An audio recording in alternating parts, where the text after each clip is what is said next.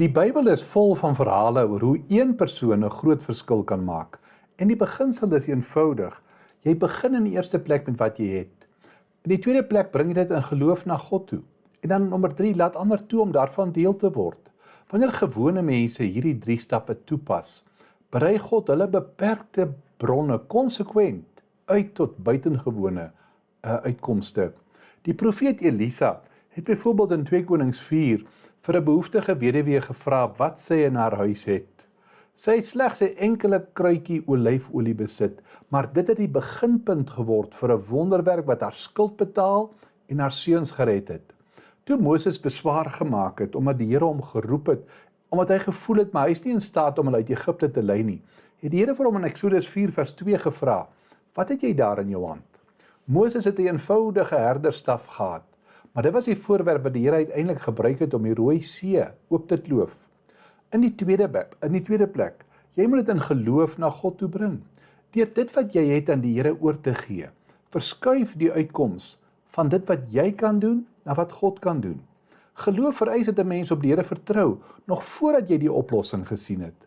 By daardie wonderlike wonderwerk waar die 5000 gevoed is, het 'n jong seun 5 klein garsbrode en 2 visse in Jesus se hande geplaas. En daardie beperkte hulpbron het die Here geseën, gebreek en vermenigvuldig om duisende te voed. Toe Dawid teen Goliat te staan gekom het, het hy nie gedink dat hy dit self in sy eie vermoë kan doen nie, maar hy wys hoe jy in die geloof na die Here toe moet bring. Hy het nie op menslike wapenrusting of ander strategieë staat gemaak nie, maar hy het die stryd van die fisiese vlak na God se hande toe verskuif. En daardie gewone ou slingervel het die instrument geword waarmee 'n kampioen neergevel was. En dan die derde gedagte, laat ander toe om daarvan deel te word.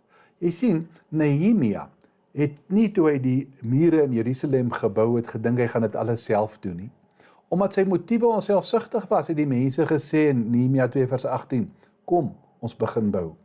En die Here wil hê dat 'n missie of 'n behoefte in jou hart nooit by jou moet eindig nie. Dekades gelede het 'n 13-jarige seun die verhaal gelees van Dr. Albert Schweitzer se besonderse werk by 'n hospitaal in Afrika. Die seun se hart is geraak en hy wou baie graag help. Maar toe hy sy geld tel, het hy besef, hy het net genoeg om 1 bottel aspirien te koop.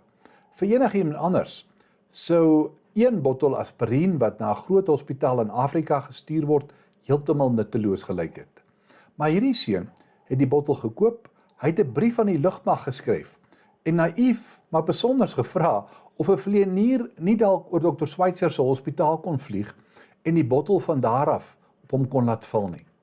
Die lugmag het nie aan sy versoek gehoor gegee nie, maar 'n radiostasie het van hierdie storie gehoor, 'n 13-jarige wat omgee oor ander.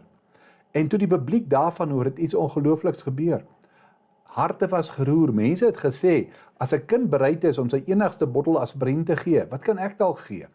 En hulle het in groot getalle gereageer.